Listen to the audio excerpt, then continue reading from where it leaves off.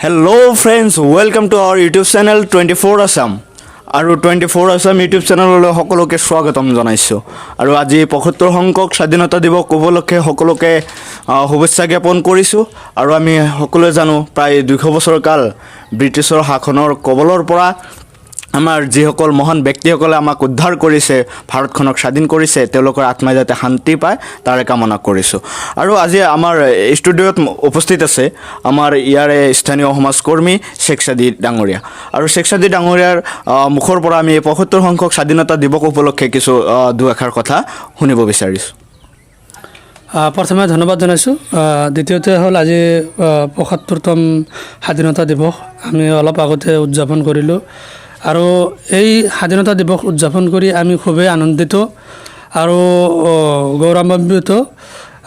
গৌৰৱময় আমি এইকাৰণে আনন্দিত এইকাৰণে যে আজি ৭৫টা বছৰ স্বাধীনতাৰ ৭৫টা বছৰ আমি অতিক্ৰম কৰিলোঁ আৰু আজি আমি যিটো নিজকে ভাৰতীয় স্বাধীন নাগৰিক হিচাপে আমি যিটো অনুভৱ কৰিব পাৰিছোঁ আৰু সেই অনুভৱটো আমাৰ এইটো মানে চালু আছে। কিছু অপশক্তিয়ে যদিও আমাক মানে আকৌ গোলামীত ঠেলি দিব বিচাৰিছিল কিন্তু সেই অপশক্তি কামিয়াব বা ছাকচেছ হ'ব পৰা নাই আৰু ভৱিষ্যতেও নোৱাৰে, কাৰণ ভাৰতবাসী ৰাইজ ভাৰতৰ জনসাধাৰণ যিসকল আছে তেওঁসকলৰ যিটো মন মগজু তেওঁসকলৰ মন মগজু সেই অপশক্তিৰ মন মগজুৰ লগত কিন্তু নিমিলে। গতিকে সেই অপশক্তি হৈ থাকিব, তেওঁলোকক কেতিয়াও ছাকচেছ হ'ব নোৱাৰিব। कहना को कुछ लोग कहते हैं कि गोरे अंग्रेज तो चले गए, भारत में कुछ काले अंग्रेजों को छोड़ के गए।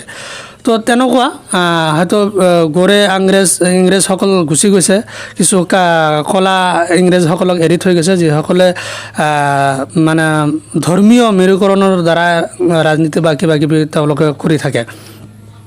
তো সেই বস্তুটো ভাতৃত্ববোধ আমি কেতিয়াও মানে শেষ হ'বলৈ নিদিওঁ।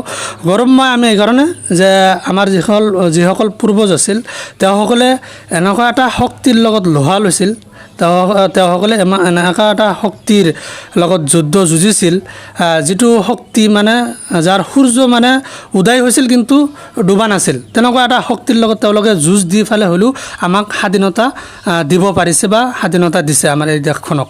গতিকে সেইসকল আমাৰ পূৰ্বজৰ ওপৰত আমি গৌৰৱ কৰোঁ আৰু তেওঁসকলৰ আত্মাই চিৰ শান্তি পাক এইটো আমি সদায় সৰ্বদাই আমি কামনা কৰোঁ।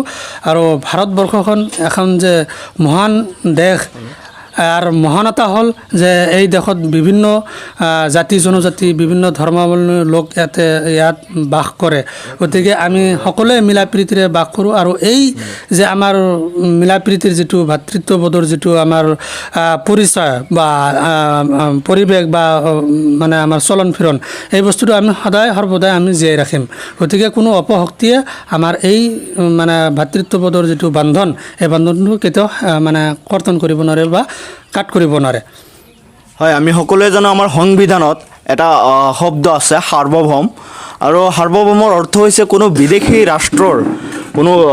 ৰাষ্ট্ৰৰ দ্বাৰা পৰিচালিত বৃহৎ শক্তিৰ তলতীয়া নহয় ভাৰতবৰ্ষ। সাৰ্বভৌম এনেকুৱা এটা ক্ষমতা, এখন ৰাষ্ট্ৰৰ এনেকুৱা এটা ক্ষমতা যে কোনো বিদেশী শক্তিৰ তলতীয়া নহয় তথা ভাৰতবৰ্ষৰ ভিতৰতেই কোনো এটা ডাঙৰ শক্তিৰ তলতীয়া হৈও কাম কৰিব নালাগে। আৰু এইখিনিতে আমাৰ এই ভিডিঅ'টো আমি সমাপ্ত কৰিছোঁ।